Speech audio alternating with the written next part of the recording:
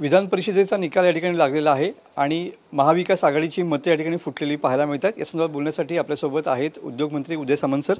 Samant sir, ज्या पद्धतीने काल महायुतीला यश मिळालेलं आहे, कसं बघता याच्याकडे? महाविकास आघाडीची मते या ठिकाणी फुटलेली पाहायला मिळतात। मी सुरुवातीपासून सांगत होतो की 9 उमेदवार जे महायुतीचे आहेत हे फार मोठ्या फरकानं पहिल्या फेरीमध्येच निवडून येतील। त्याच्यातले 8 उमेदवार हे पहिल्या फेरीमध्ये निवडून आले, दुसऱ्या फेरीमध्ये सदाभाऊ खोत निवडून आले आणि तिसऱ्या फेरीमध्ये मिलिंद नार्वेकर निवडून आले। परंतु 3 पैकी 1 उमेदवार महाविकास आघाडीचा पडलेला आहे। त्याच्यामुळे लोकसभेला खोटा नरेटिव्ह सेट करून मतं मागण्याचा जो धंदा काही लोकांनी उघडलेला होता त्याला काल चपराक बसली आणि काल सकाळी 9 वाजता जी पत्रकार परिषद झाली होती, आम्हाला कुठेतरी जावं लागेल, ती आता कुठं जाणार आहेत? त्याच्यामुळे मतं काय 1-2 फुटली नाहीत।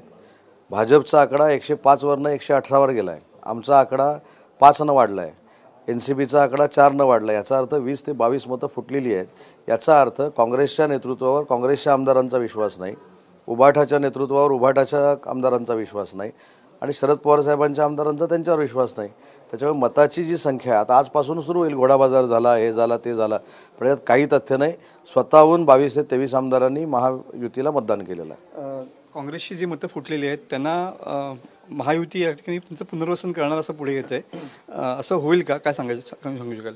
हे मतं फुटल्यानंतर पुनर्वसन करण्यापेक्षा जी मतं फुटली ते जर आमच्या पक्षामध्ये आले तर त्यांना परत तिकीट द्यायचा विचार तिन्ही नेते करतील। या ठिकाणी अजगराचा विळखा पडलेला आहे, त्यामुळे छोट्या पक्षांनी सावध राहावं असं या ठिकाणी आशिष शेलार यांनी ट्विट केलेलं पाहायला मिळतंय। काय सांगाल संदर्भात? नाही, याचा अर्थ कपिल पाटील जे आहेत छोट्या पक्षाचे महाविकास आघाडीतले अध्यक्ष, त्यांनी याचा विचार केला पाहिजे। काल जयंत पाटील साहेबांच्या नशिबी जो पराभव आला त्यांनी विचार केला पाहिजे। म्हणजे जे कालपर्यंत भाजप सगळ्या छोट्या पक्षांना गिळंकृत करतं अशा पद्धतीचे काय वल्गना काही लोक सांगत होते, त्याच पक्षांनी कपिल पाटलांच्या पक्षाचं आणि शेकापचं काय केलं हे महाराष्ट्रानं बघितलं काल।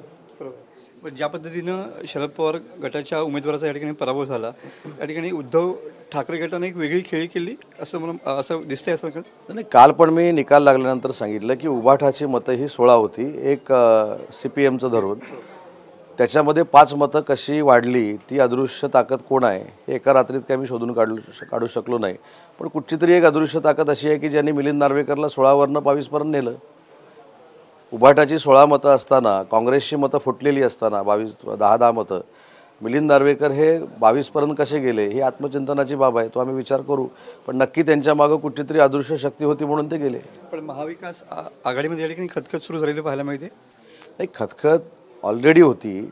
ज्यावेळी जयंत पाटलांचा फॉर्म भरला गेला आणि मिलिंद नार्वेकरांचा फॉर्म भरला गेला त्यावेळीच महाविकास आघाडीमध्ये काही आलबैल नाही हे महाराष्ट्राच्या समोर आलं। परंतु एक महत्त्वाची गोष्ट अशी आहे की जे आमदार होते महाविकास आघाडीचे त्यांच्या मनामध्ये किती खतखत होती ही निवडणुकीच्या निमित्तानं समोर आली आणि म्हणून 20 ते 22 मतं फुटलेली आहेत। हे होते उद्योगमंत्री उदय सामंत सर। कॅमेरामॅन समित गजनेसह मी मनोज लेले, TV9 मराठी, रत्नागिरी।